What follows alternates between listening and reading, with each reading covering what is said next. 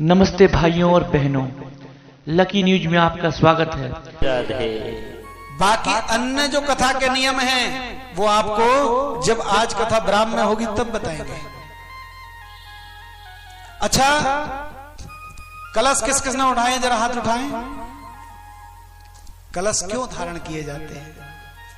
आप तो कथा करवा चुके हैं, कथाएं सुन चुके हैं, तो पता भी होगा कलश को क्यों धारण करते हैं।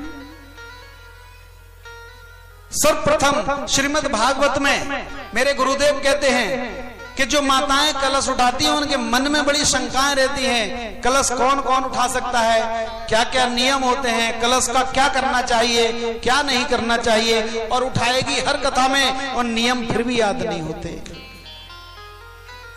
क्यों? क्योंकि नियम कहां से याद करे महाराज। कलश उठाने में इतना श्रृंगार करती है वो सब भूल जाती है।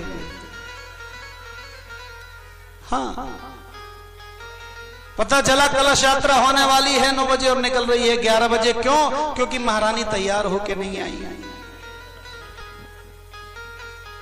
और वो इतना श्रृंगार में सब भूल जाती हैं। तो ध्यान देना, कलश में 33 कोटि देवता निवास करते हैं।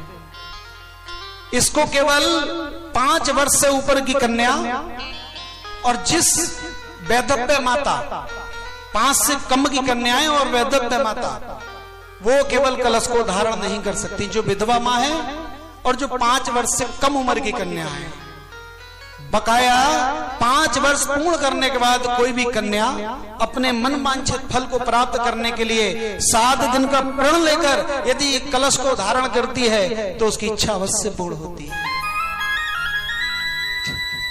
माता पार्वती ने कुंवारेपन पर ही, जब कुंवारी थी ना, तो माता पार्वती ने कलश को धारण किया था।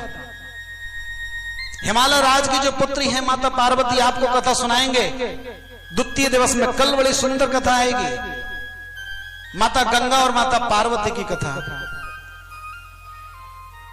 लेकिन विधवा मां नहीं उठा सकती है, यह भी नियम होता है। 33 कोटि देवता इस कलश में निवास करते हैं और इस कलश को जो स्त्री धारण करती है उसके नियम भी होते हैं।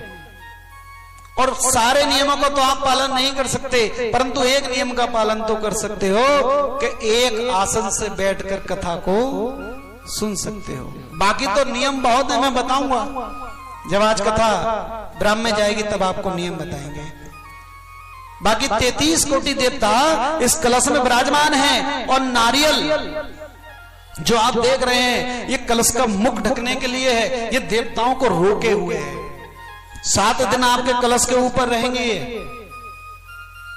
उसके बाद में इसके जल को अपने घर में, स्थान में, जहां जहां आप निवास करते हैं वहां सब में छिड़का जाता है।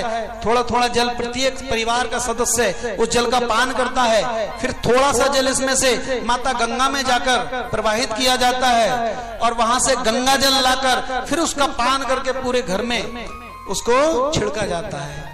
नियम होते हैं।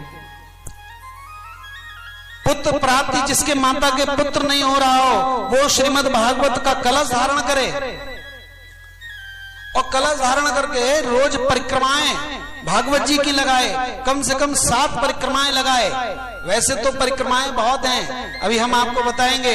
108, 51, 54, 53, 21, 41, 31, 33 अलग अलग परिक्रमाओं के अलग अलग फल हैं।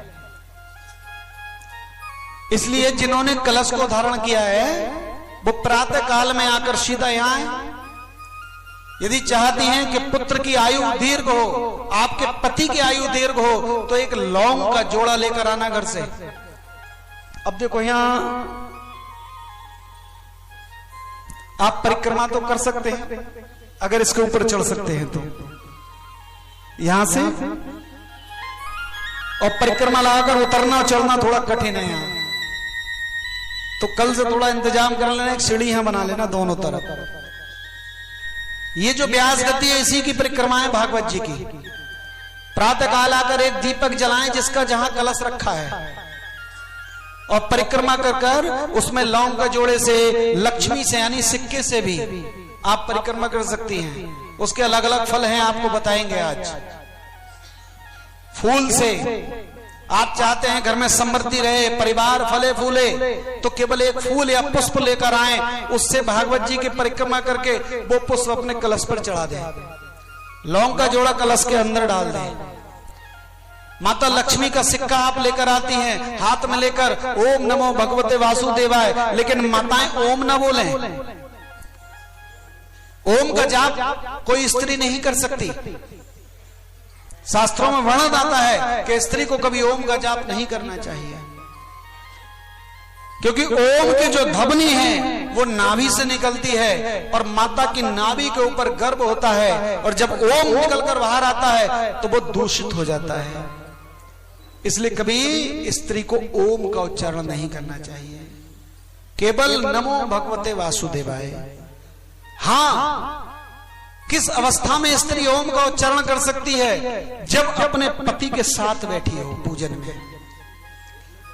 आप भगवान शंकर का अभिषेक करते हैं, पति पत्नी दोनों एक साथ हैं, तो वहां बैठकर आप ओम का जाप कर सकते हैं। कब? जब आपका पति आपके बगल में बैठा हो। अकेली स्त्री को कभी ओम का उच्चारण नहीं करना चाहिए। नमो भगवते वासुदेवाय से आप भागवत जी की परिक्रमा करके कलश से, लौंग से करती हैं, लक्ष्मी से करती हैं, पुष्प से करती हैं, ये मीठे से